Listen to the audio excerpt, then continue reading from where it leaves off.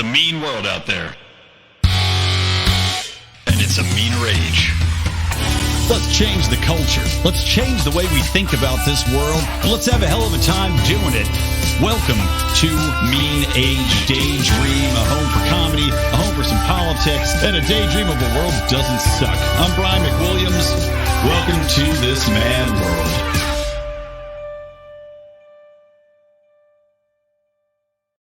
Oh, what's happening, the beautiful people? The beautiful people. Welcome to Mean Age Daydream, your show to hate life positively. Or positively hate life, however you want to do it. Welcome, guys. I am Brian McWilliams, as you heard earlier in my intro by myself, so you pretty much know what you're getting into. I'm here. I'm back from Freedom Fest, which was a good time had by all, I will say that, and had a lot of fun.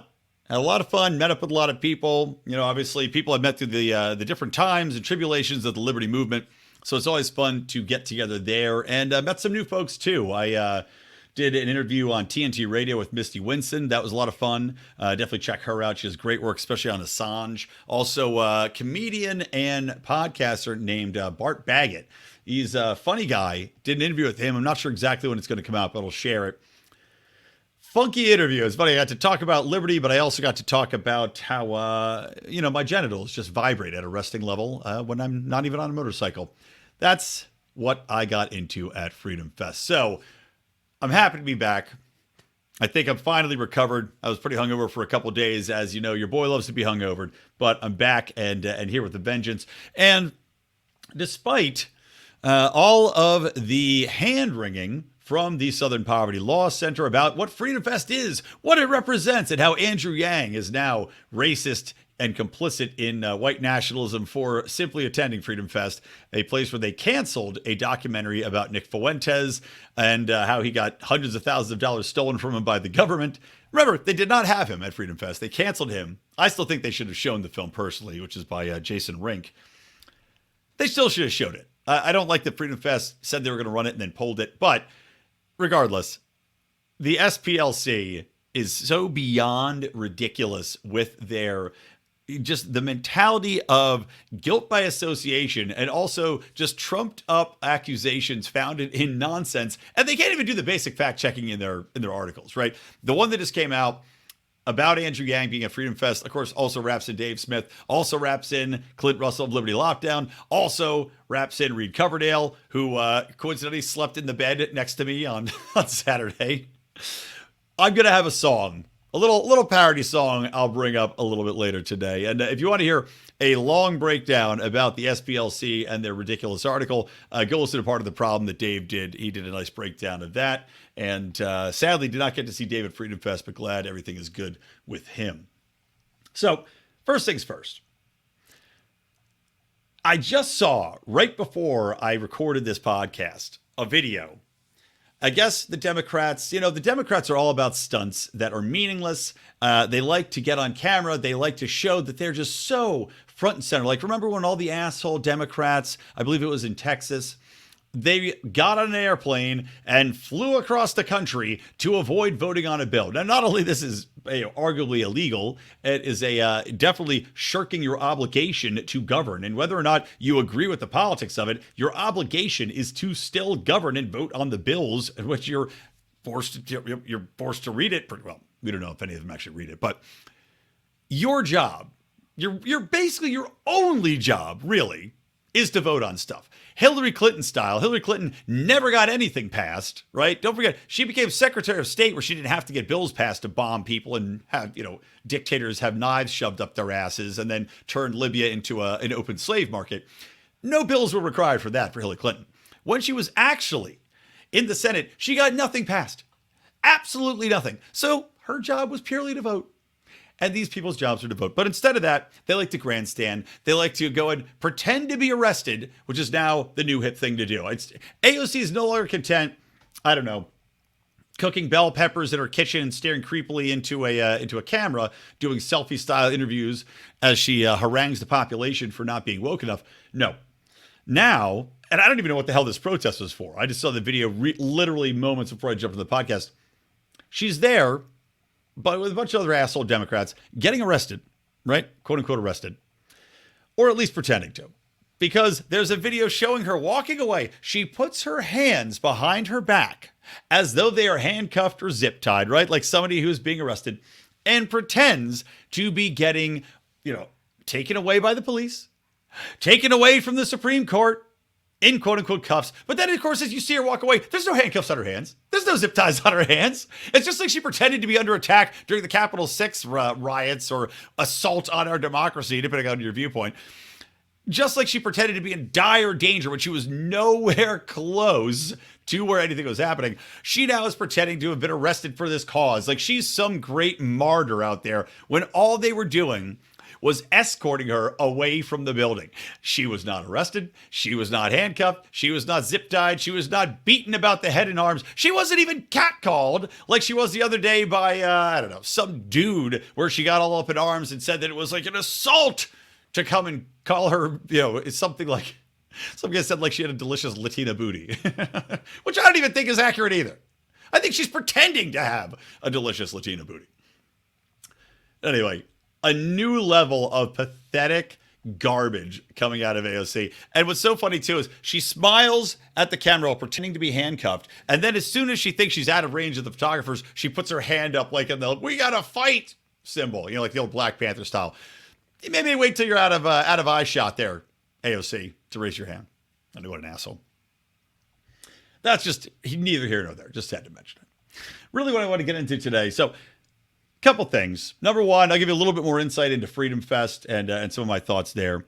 But before I do that, there was another news story that came out. It was trending all over Twitter.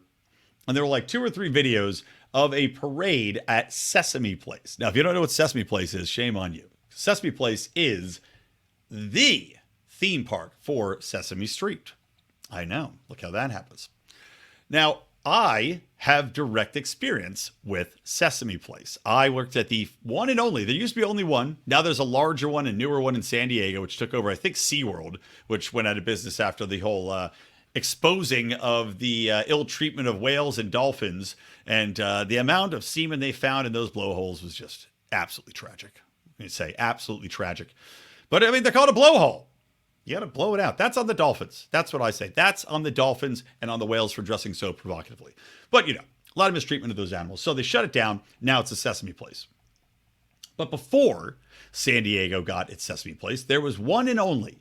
And it was in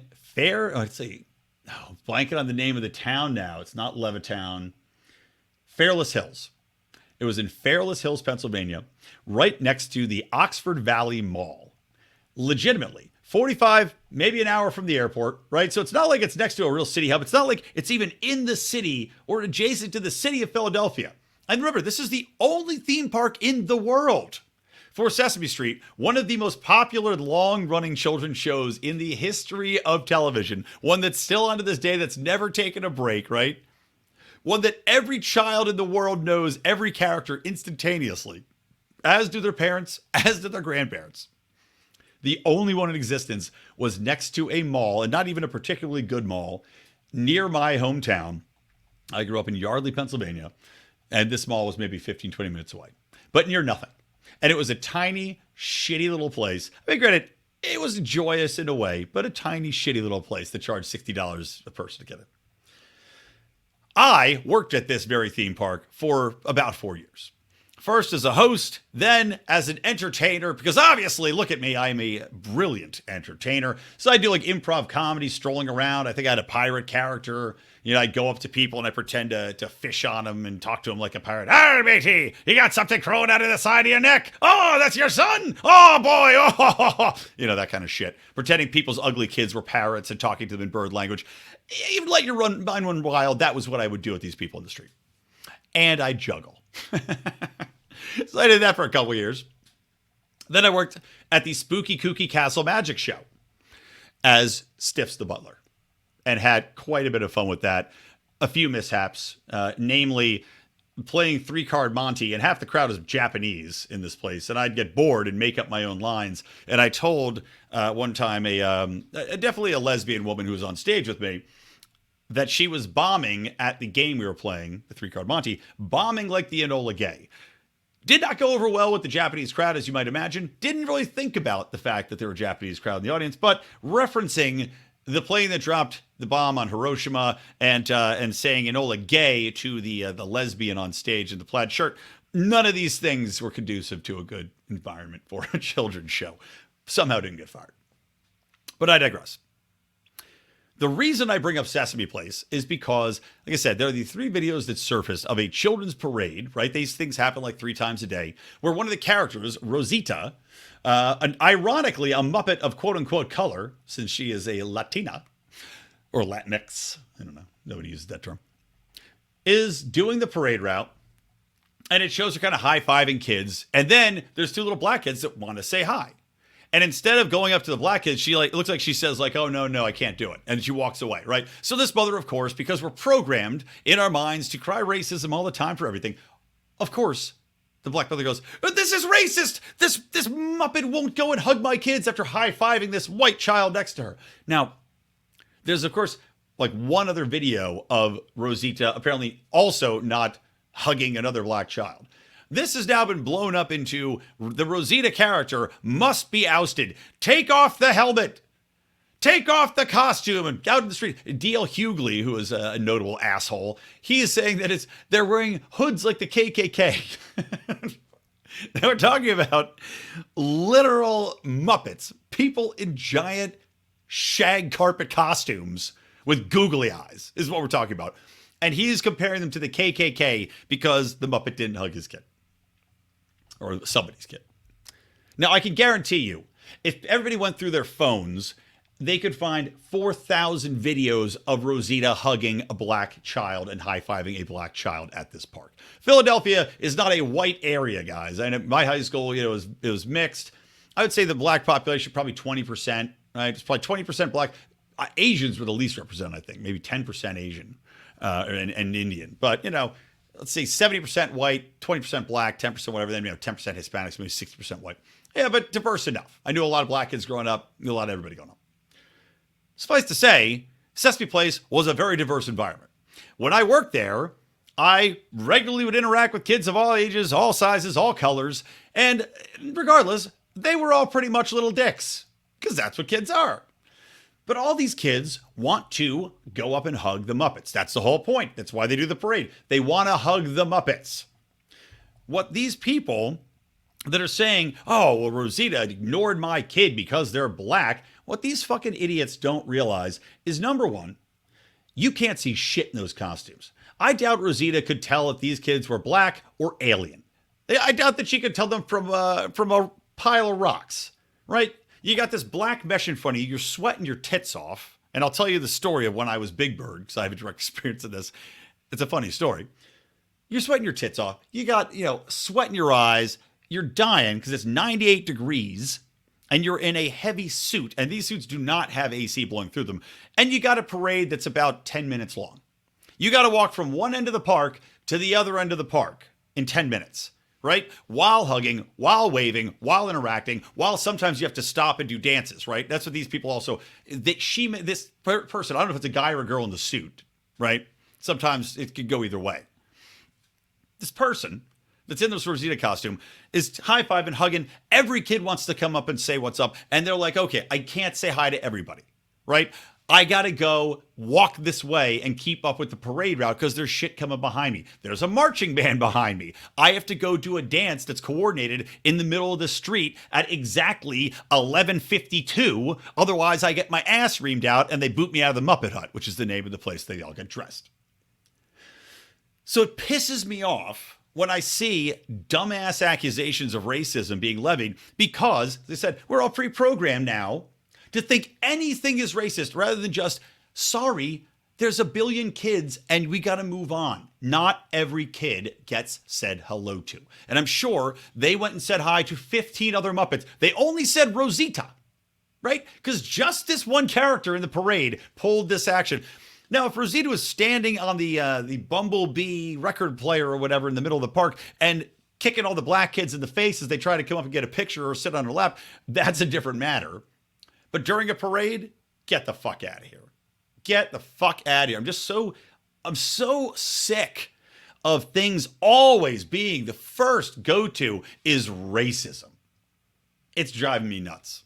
Ties in with the SPLC shit too. But before I move on to that, I will tell you my story about being Big Bird. Because, as I said, I have firsthand knowledge of how this works. I've also, by the way, been in the parade many, many times. So I had this character who's supposed to be like a Buddy Holly character. Burned the shit out of myself on dry ice, by the way, one time. Because, I'm goofing around, I'm dancing in this kind of Buddy Holly outfit. If I'd been smarter, I would have pulled a picture I have lying around and posted it during this. But dancing around, doing little tricks, stuck my hand in a cooler full of Shamu ice pops or something like that and burned the crap out of myself. I was pretending I was being drawn into the cooler. But I also was in the parade in one of the floats as like a Muppet one time. And they'd call me in when they didn't have enough people because I was an entertainer. I was 6'3", right? And you have to be a certain size to do certain characters. As Big Bird, you need to be at least 6'2". So the guy that's playing Big Bird's probably called out, probably hungover. We did have a guy throw up in the Telly Monster costume one time, hungover, right on a kid's head. Probably accused of racism. This guy only pukes on Hispanics. I don't know. Oh my God, he's puking beans on them. He ate beans to puke on that Hispanic child. I can't believe it. So what? Big Bird's sick. So they come up to me and they go, "Hey Brian, do you want to be Big Bird?" I was like, yeah, I want to be Big Bird, man. Big Bird's king of this park. King for a day. So I march into the Muppet Hut. I'm like, give me some of that good Big Bird loving. What I get is this massive 80-pound apparatus, right? They're hanging from the ceiling like giant nut sacks covered in yellow feathers, right? And I got to crawl up inside this nut sack. And you put one arm through the one side, right? The other arms you got to keep inside because it controls the beak and the head, right? You turn the head, squeeze the thing, beak opens. So you got one good slapping arm to keep these kids at bay. And then you got to put on the leggings. The leggings, which are about an inch felt thick, right? Ribbed for the children's pleasure. And these massive feet that I shit you not, they had to be at minimum 1.5 feet wide, right? And they're long too. They're like 1.5 feet wide and probably 1.5 feet long.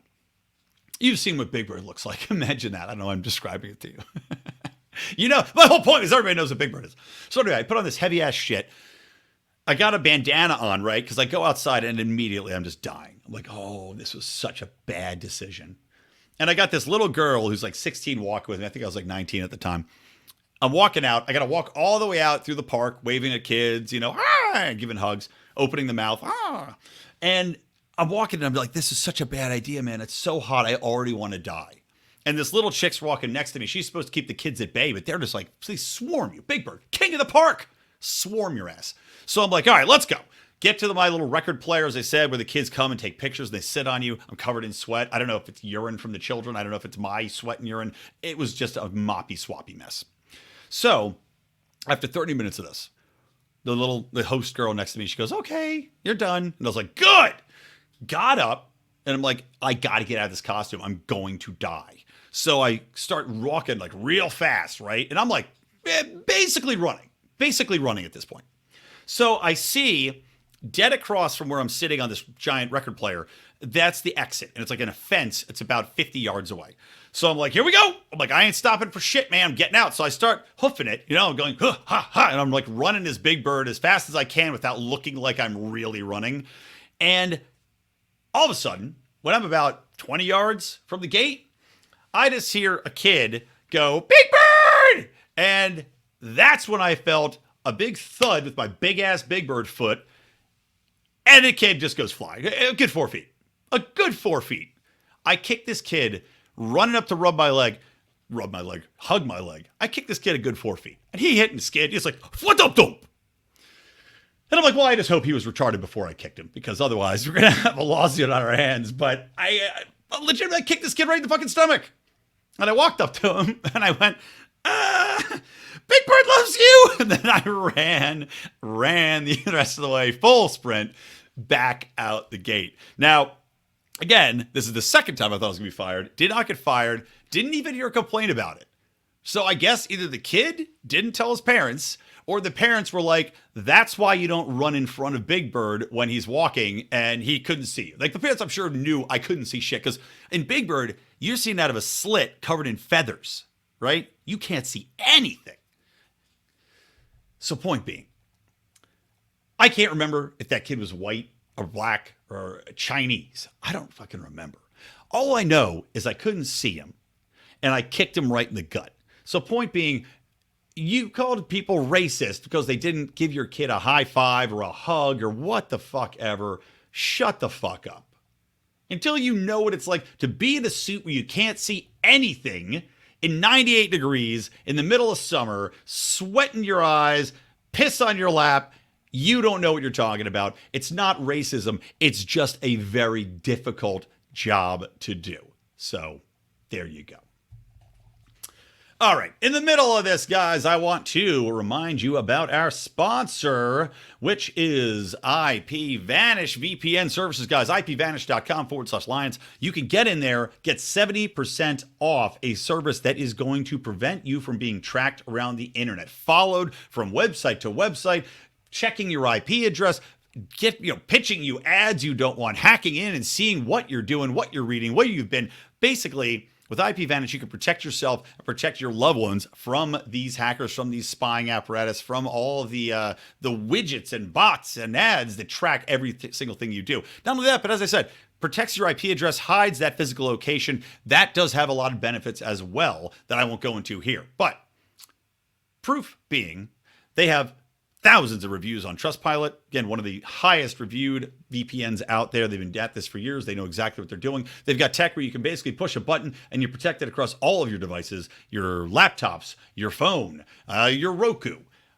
One button, bingo, baby. You are protected, as is your IP.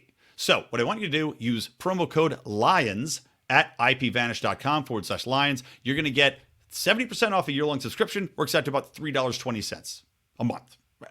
Beat that with a stick. You can't. It's too fast. Anyway, again, IPVanish.com/Lions. Get that 70% off. Also, if you want to hear me doing character voices, doing Do Nothing Man, I mentioned I was an actor.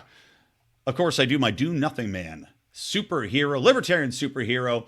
I will be getting an episode recorded this very week that will go out to our Lions of Liberty Patreon Pride members. And as I mentioned, I will coincide the launch and the drop of that episode with the brand new Do Nothing Man Patreon, where I will be doing more to raise money to make more shows regularly on a regular basis and get this thing animated, get it out there. We're going to kick Tuttle Twins right the fuck to the curb. We're going to put out something better. No, it's going to be a very different show. Not for kids, the Do Nothing Mans. But anyway, go to patreon.com/Lions of Liberty or lionsofliberty.locals.com. You can get in there, support the show, get the bonus content. Of course, my Good Morning Fuckhead Daily Rants, just did one today, which is just purely dynamite. Fantastic stuff. And of course, all the other shit that goes on here, early access, conspiracy corners and all that. And Degenerate Gamblers, going to be coming back again. All right, so getting back on the show. Freedom Fest was fun. I will say a couple high-level takeaways. Good level of presenters and panelists there. I did a panel on redefining the language of liberty. Basically how you talk about liberty to other people. Now, as a moderator of the panel, unfortunately, I didn't get to add too much of my insight, which is sad because it's like, I was like, all right, let's get talk to the organizers. I'm like, yeah, I'd love to be on some panels here. And they're like, oh, you're good at talking, good at this and that. You want to moderate? I'm like, yeah, sure. So, of course, as moderator, I come up with these dynamite questions that I don't get to answer. So I'm hosting a panel that I know everything about and I can't add to it. Horseshit. But had some great guests. Sean Malone was on there. Jonathan was on there, was running for Alabama Senate. Brittany Hunter was on there. And Dan Fishman was on there. And we had a rousing conversation. So good chalk. I was surprised how many people showed up. There's about 50, 60 people, I think, in the room because they scheduled everything at the same time. Just madness. But good turnout, a good mix of people. There were some young, I would say it skews a little older, and I was shocked how much older it does skew.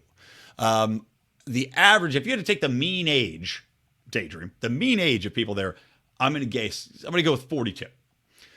That's not to say there were plenty of young people there, people in their 20s, people in their 30s. Of course, me, I am 42, but I couldn't believe the number of incredibly old people that were at this event because frankly, when I'm over 60, unless I'm speaking at something, I'm not going to shit. I'm not getting off my lazy boy. I'm not stopping watching Matlock to go to a conference. Are you bonkers?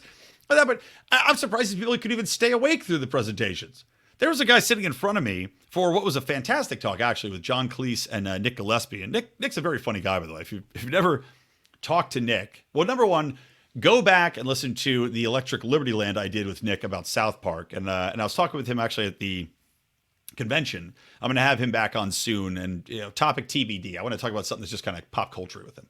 But he's got a very dry and very funny sense of humor you wouldn't expect. So he actually went pretty well toe-to-toe with John Cleese and had some very good laughs in there. But there's a guy sitting in front of me. This guy had to be 92 if he was a day. I mean, he had the walker. He had the air tank. He was hunched over with just wisps coming out of the top of his head. And I mean, he looked like Lo Pan, actually, out of Big Trouble in Little China. You ever see that fantastic film? But I was just like, damn, man, just stay at home. Eat some porridge, do some heroin, like a little bit of sunshine. What the hell are you doing here, traipsing around Vegas, even going to this conference? Fuck that. Yeah. Anyway, shocking amount of old people that were there. But regardless, it seems like a really interesting event. I think important topics get discussed there that are good crossovers from Libertarian Party perspectives into the mainstream.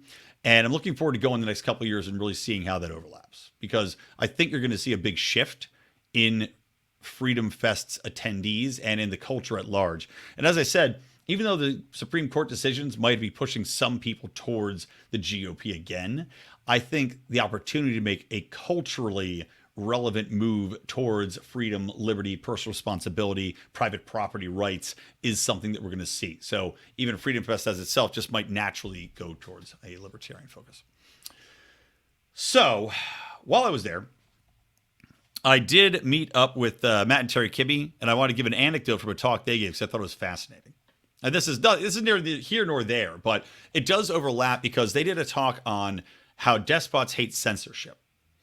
And it was really fascinating to watch culturally and historically the actions that governments have taken to crush art, to crush expression, especially music. One amazing example they gave was with the plastic people. Of course, this is probably like the Velvet Underground, but the plastic people in Czechoslovakia, where the government literally made it illegal to play music without a government permit. They confiscated, and I can say confiscated, they probably couldn't confiscate all the weapons or all the instruments. But sorry, they made instruments essentially like library books, where you had to have government permission. The government annexed and says, we owned all the instruments now in the country, right? By fiat, bam. We own all the instruments in the country. And you have to check in with us and check out an instrument like a library book to play any music. And it caused such an uproar because the plastic people were playing, they're out there playing songs, really galvanizing the public and inspiring the public against this absurd ruling and this absurd power grab and authoritarianism of trying to crush art and expression, that was really the linchpin in taking down the government. But it goes to show you the lengths the government will go to. And I'm looking at China right now. I'm looking at the different ways in which our country operates, but also how China has taken away the ability to video game. And I've said this on the show before, but I want to reemphasize this. You see the desperation. Like what Czechoslovakia did was a move of desperation. What you're seeing in China right now is a move of desperation because they know that they gave their population to get where they are, right? They embraced capitalism in a certain extent, and it raised the middle class up. It raised the poverty level out. In China, China used to have unbelievable levels of poverty because of the size of the country and the rural areas.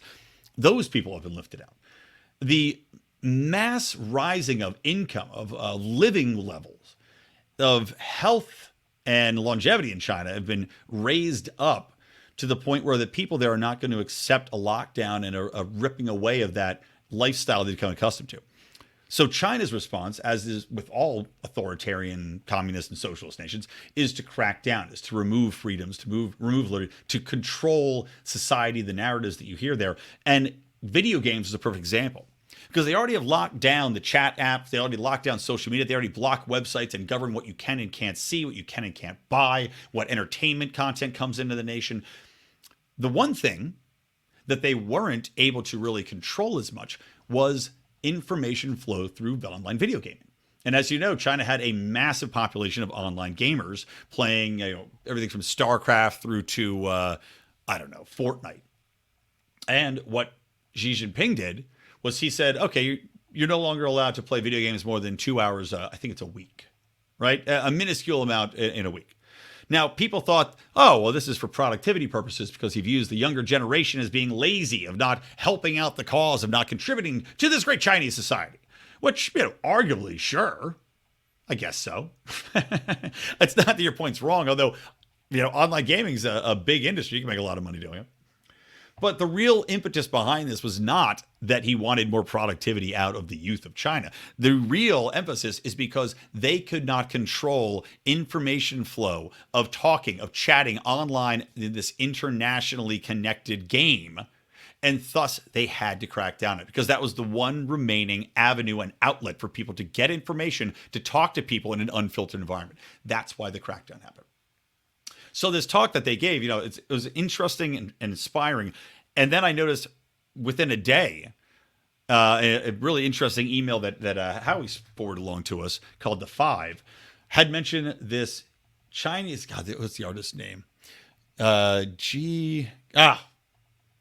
Li? I think it's Gao Li. But he's an artist who, during these lockdowns, right, and China locked down hard during the latest COVID surge, which didn't work because it never works. But they locked down as hard as they could during this recent COVID surge, keeping people in their houses. Shanghai is notable because people were literally screaming out their windows for human contact, for help, for medical attention, for food. And in the meantime, the government narrative that they're pushing, all of the state media and the government social media profiles are pushing this lie, showing all these fresh fruits and vegetables delivered. Here's all the fruits and vegetables delivered to your door from the government. Here's children playing in an indoor or a quarantine quad, right? A rosy future, just like the Australians put out those quarantine camps that people were forced into if they weren't vaccinated, and showing a chick in the pool as though, oh, look at her, she's loving life, even though her life now exists inside of a concentration camp. It's that type of thing. When the reality of the situation is that people are being beaten in the streets. People are being, there's a horrible video of an old man being dragged away from an ambulance. He's trying to get his wife in, and these guys just beat the shit out of him because he's trying to get his wife in an ambulance, which then drives away. Just leaves her. This guy found, this artist, I think it's Gao Li, had started drawing with, creating, because he didn't have art supplies, he started creating different drawings on, paper using whatever was left around, vegetable rot and stuff, and drawing his interpretation of society during that point in time and showing the isolation and the desperation and how the government had cracked down. And naturally, the government now is trying to come after him. Despots hate art. When people panic, when governments panic, they crack down on art because they know that art is inspiration. And that's why, coming back around to my thing with the show and what we're trying to do and how we have to change philosophically how we describe what we believe in liberty, is that we have to embrace more art. We have to embrace inspiration rather than simply telling people, well, you're wrong. We would have done it differently, and you see how you're wrong. That can be a component of what we're doing, but you have to be inspirational, philosophical, creative, and you have to sell the myth. So I said, you have to be myth makers. Now then, I'll get into one more topic here, and that's going to be talking about one of the things that came up on my panel, which is convincing people that we can govern, right, as libertarians, as people that are free markets, and private property, personal responsibility. So convincing people we can govern. I'm going to give you some thoughts on that. But before I do, hopefully I can sing this song better than last week's song. But again, I have barely practiced this. And I was going to pre-record it. I was going to pre-record it and make it like a music video over the Southern Poverty Law Center's pictures, scroll through their story and then cut it and put it in Final Cut Pro and mix this musical contribution. But then I said, you know what? It's a lot funnier if I don't.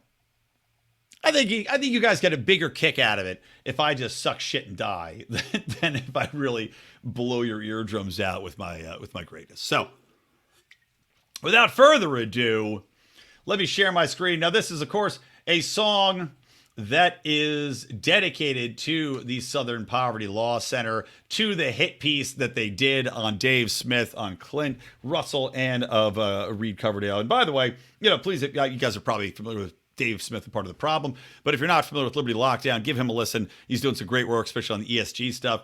Reed Coverdale with Naturalist Capitalist. Both great guys. Loved hanging out with them in Vegas, and recommend them highly.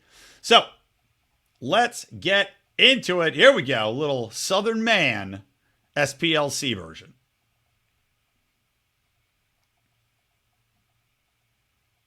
Why? There. Look at this fucking sound.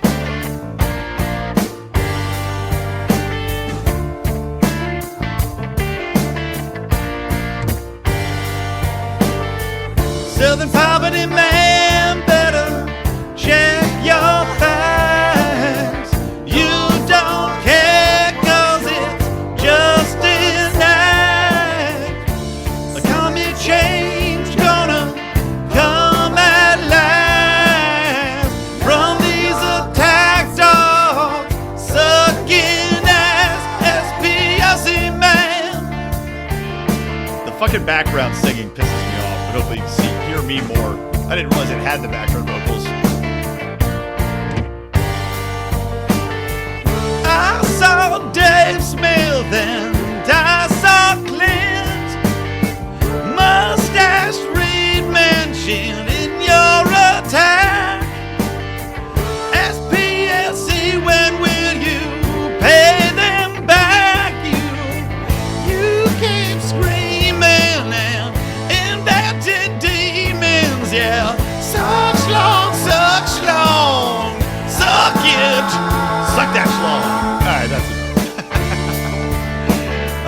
The fact that it's fucking under the song really pisses me off. And I went through like 4 different karaoke versions.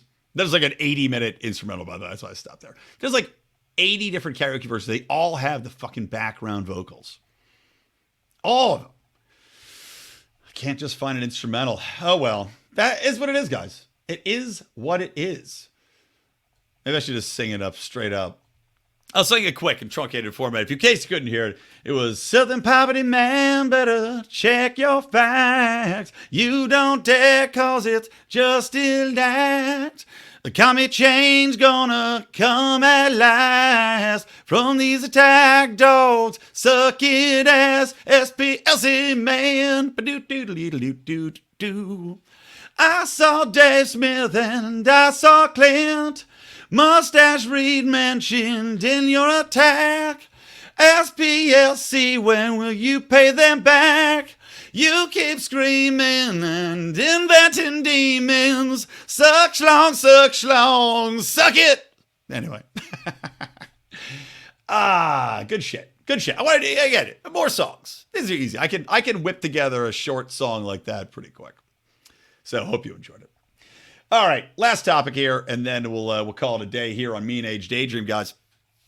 Oh, by the way, I want to shout out to Michael Bolton, also has been slandered. The OG of getting slandered in the libertarian movement by the Southern Poverty Law Center. Michael Bolton from the 10th Amendment Center, also a good friend of mine. Check him out. Love what he's doing. All right, last thing. So on my topic, on my panel, one of the questions that came up, and I asked, was how we can convince people as libertarians that we can govern. Right? And this is a question that we have to think about because we haven't had a lot of experience, especially in the modern era, with governance. Now, that can become an issue when people look at the two governing parties and they say, kind of like, I guess Donald Trump's a perfect example here, and I'll get into that, but kind of like when saying, how are you going to run a government when you have no experience within this sector? How can you just take over this institution without completely messing it up, fucking everything up, causing all this, all these problems because you don't know how this bureaucracy works. You don't know how it's like being a mechanic and you say, well, I think I can build a better car. And then somebody gives you a car and you go, I don't know how this shit works. So how do we overcome that concept from the outside? There's a couple of different things I think that we can communicate to people. Number one is simply that governments have been around in different iterations forever. We have fantastic examples of people, revolutionaries through to simple political operators that have never had any experience in governments, and yet were able to fully function, take over a government, and create one. For Christ's sakes, the founders of the United States had never run a government before, and then they created the greatest government of all time. If anything, not being familiar with the bureaucracy, not having operated within the bureaucracy and knowing how that bureaucracy continues to perpetuate itself, grow itself, how many people are going to... There's almost something that can be made that you would have more sympathy for the bureaucracy, for the government, for the monolith that you're supposed to be dismantling. Because we're at the point where it has to be dismantled. It has to be pulled in as much as humanly possible.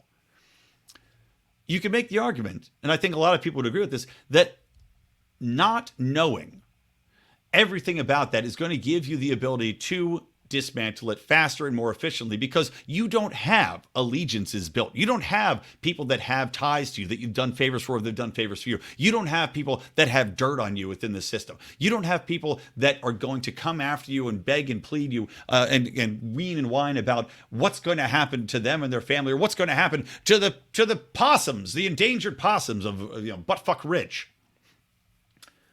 Because you're coming in from a top-down perspective. Now, this was the pitch of Donald Trump, right? This was, I will drain the swamp because I don't know. I don't have an allegiance to government. I haven't been an operative within this system to build up all of these back alley deals that I have to now stick to. I don't have lobbyists that I owe an allegiance to. I don't have a party affiliation that I have to have allegiance to from people that I've been working with for years. Now, Trump failed spectacularly at this. He was being undermined at all sides by the deep state, but you have to expect that if you're coming in and threatening to undermine the system, to basically rein in the power structure that's been built, of course you're going to have enemies, and the media didn't help him. But Donald Trump also didn't help himself because he brought in more animals of the same system. It's like, okay, we've got a problem with a pack of wolves here. Let me see. You know what? Let me bring in the wolf from this other pack and see if he can help control this current pack. And of course, nothing ever works out that way. You still bring in wolves into the henhouse. So I think we can say that there's a good argument to be made for the fact that not being in government, not working as an operative is a benefit to dismantle the system, and also that you're going to have a fresh perspective. There's a reason people bring in, from a business perspective, bring in new blood. The reason they bring in people from different industries to try to apply principles to their current failing industry. And the government is a failed industry. It's an industry that is rife with corruption. It's an industry that has a monopoly on many forms of business interaction, which it should not, and which are a detriment to the operating of that, such as controlling of licensing, controlling of, licenses for your cars, for your guns, for your hair salon, the ability to regulate money, right? That's a power that the government should never have had. And yet it has it, and it spectacularly fucked it up. You need a fresh perspective on that industry to be able to revitalize it, to be able to cut the waste and get it streamlined again to the point where it's functional, at least to stabilize it. So why don't we come in and try something new? We have examples of governments failing when we have the principles that we want to apply, right? Let's take a little time machine and go back in history. The best example of governance under our philosophy is when the United States was growing at a faster rate than any nation in the world, where we had expanded our power militaristically by virtue of having enough money to do that and enough stability because we're not traipsing out all over the world to invade countries. We had to get rich enough, we had to get corrupt enough to the point where we started doing that. But the original foundation is to stay at home, to give people as much financial, economic, and personal freedom to start businesses, to grow their family, to grow their business. That is what made America successful. That's what made it the destination, not the destination of, well, America's got the biggest military in the world. Nobody comes to America for that. The elites, the power players, that's what they want because that brings the most money to this small cadre of people. But the governing philosophies that we want to see put into place were overseen during the period where America was completely stabilized, where you had growth in everybody's individual incomes, all the way through to, I don't know, you say 50 years ago maybe, where things really destabilized. Maybe through the 40s and 50s, right before World War I. So we've got examples of the economic, the cultural, the freedom, the personal responsibility philosophies where things were growth-oriented, where things were better. We didn't have the murder rates like we do today. We don't have the problems with mass shootings like we do today. We didn't even have so many issues in regards to monetary capabilities like we do today. Because again, until we went off the gold standard, these things weren't in place, and then everything went sideways. So we've got historical precedent. We also have many examples of how many times you have a country using the principles that we advocate for, abdicate and basically move on from those principles or bastardize those principles in the name of quote unquote equality.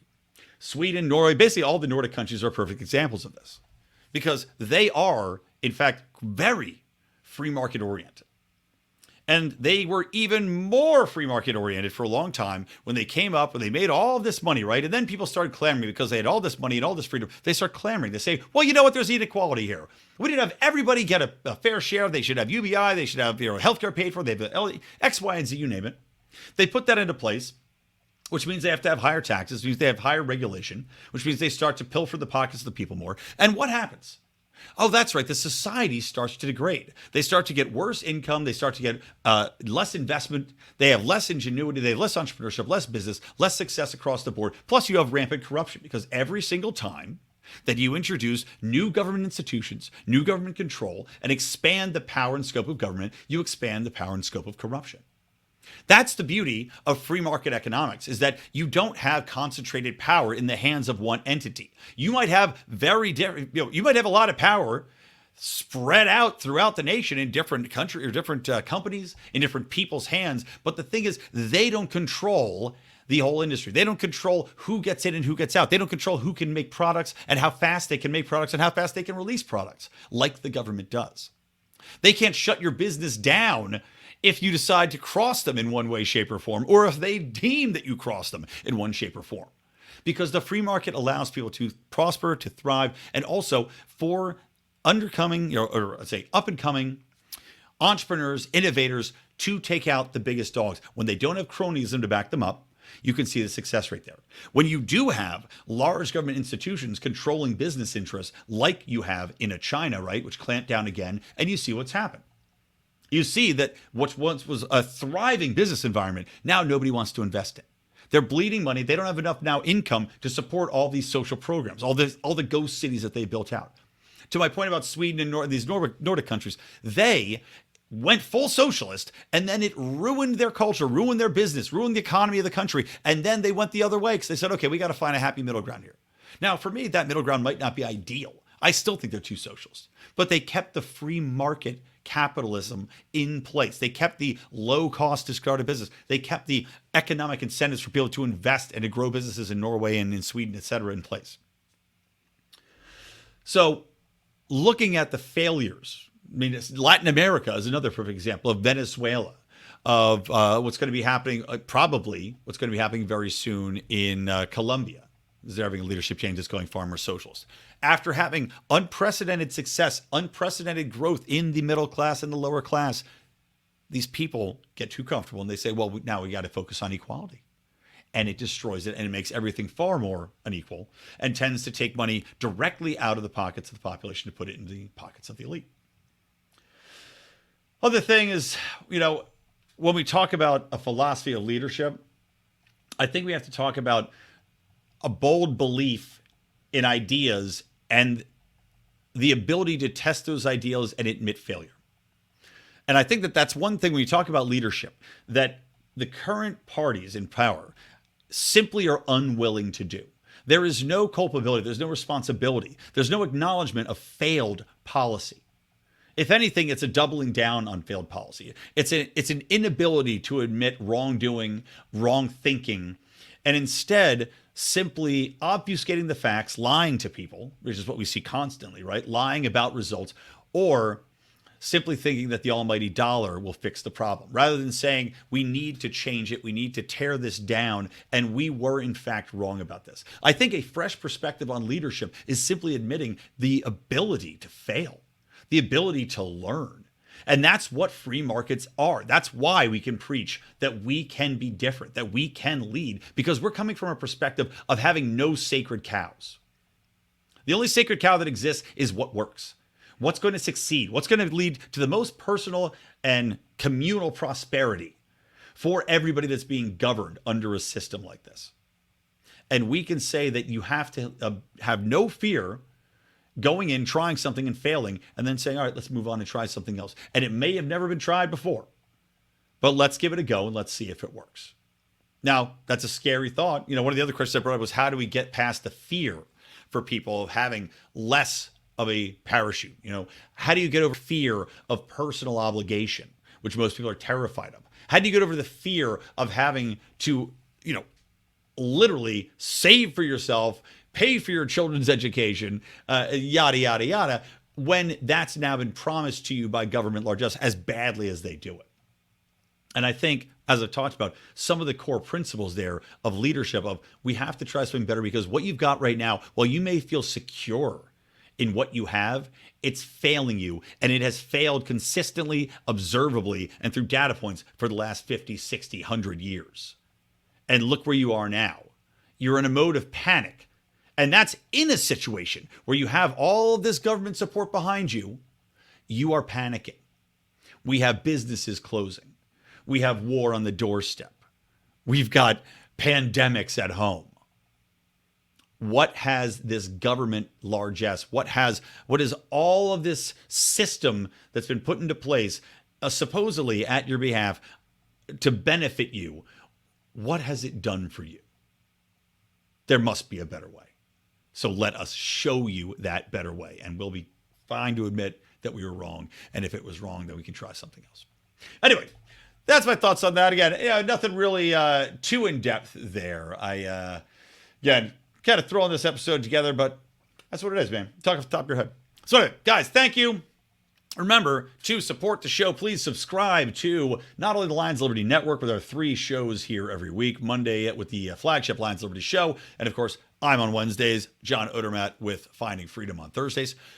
Please subscribe to the show. Please share the show. Tell a friend, tweet it out, post it on your social media. If you see people on Reddit talking about what their favorite libertarian podcasts are or their favorite comedy podcasts, because this is both, make sure to share it that way. And I don't know. Hope you enjoyed it, guys. Hope you will tune in again next week.